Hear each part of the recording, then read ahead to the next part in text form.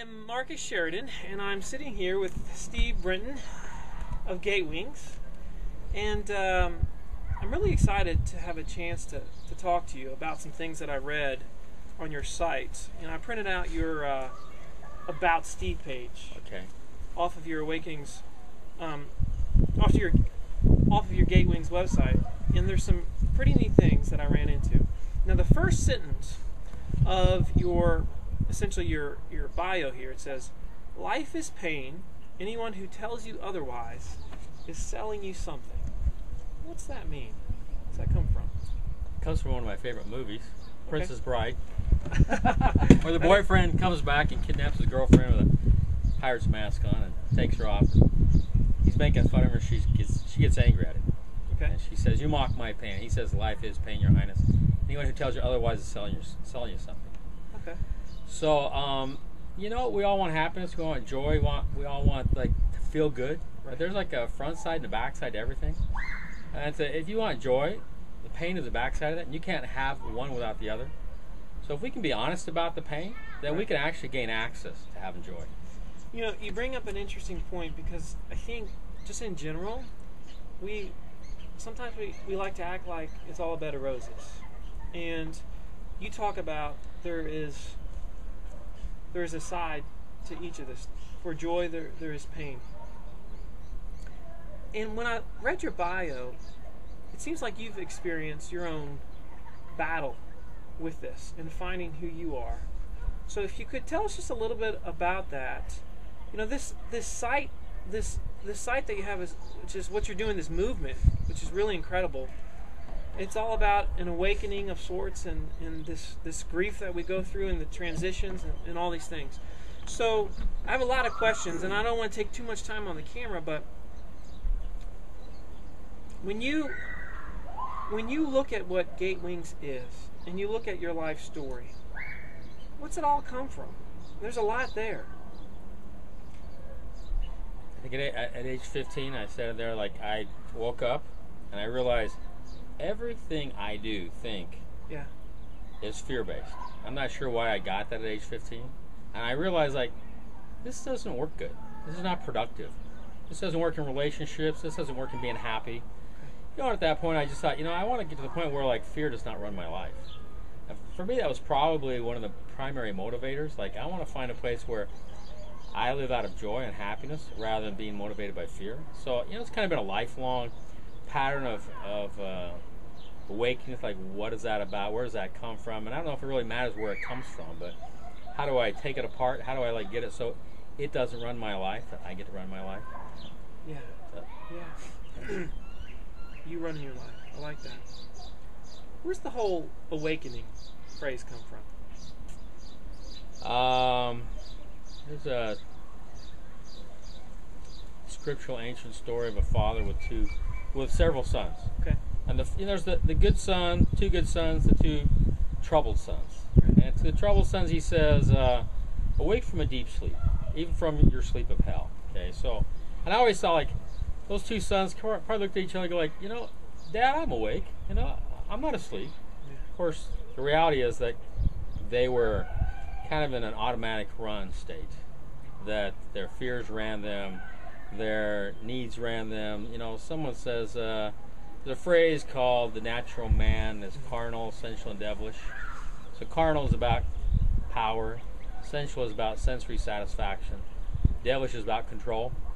So the natural man or natural man or woman does everything within their power and control to make sure they feel good.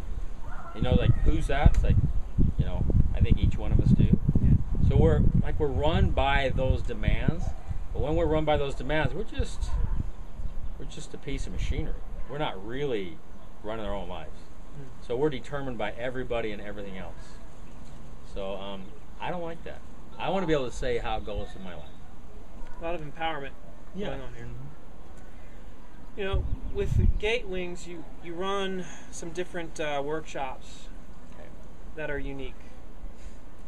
And there's a lot of workshops out there, though. Okay. So what makes yours different than everybody else? That's a really good question. I would say some unique things about our... we want people to be happy. But we also realize if you're going to get happy, you got to deal with the flip side of that, which is the unhappy. Every one of us goes through grieving processes. It's even if like you wanted to be the valedictorian, you got a D, and you just lost your position in line to be the valedictorian. That's a loss. If you had a great job and you lost it, you're going through a grieving process. The powerful thing is that the 5 stages of grieving are also the 5 stages of awakening.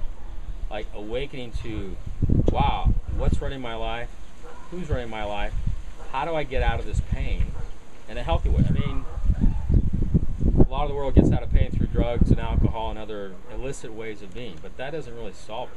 What if you could work with your pain where you could kind of get acquainted with it, and when you were done with it, it didn't come chasing you down every time you stopped?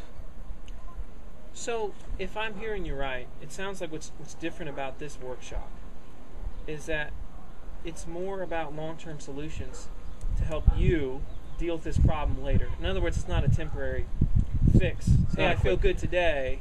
It's not a quick fix. Right. But we give you tools.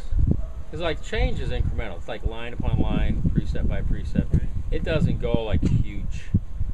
So we give you tools so that as you walk through every day of your life, you can pull these tools out, work them through, apply them to what you're dealing with, and come out in the situation a little more awake, alive, in charge of your life, and happy and peaceful on a daily basis. Yeah. So there's no promise like you do this seminar, the rest of your life is going to be easy cake. No, that doesn't work.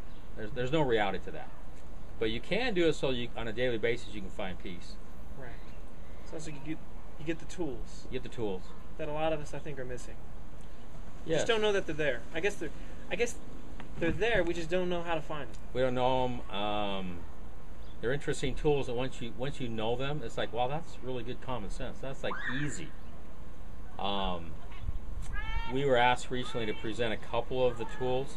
One tool in a church Sunday school. Okay. So we drew it up on the chalkboard, and within that next week, I probably had 10 people go like, wow, by the time I got home that day from church, I'd used that tool 3 times to diffuse a situation that could have escalated. And they were just like, really, wow, that was so cool to use that one tool. So it's like they can use it. They don't have to come to us to use it afterwards. Last question for you. Let's say somebody, this is their first time visiting Gatewings, Okay. the site, the website.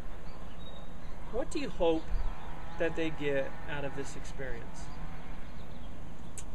I hope when they come to Gatewings, they get the fact that somebody understands them, somebody gets them.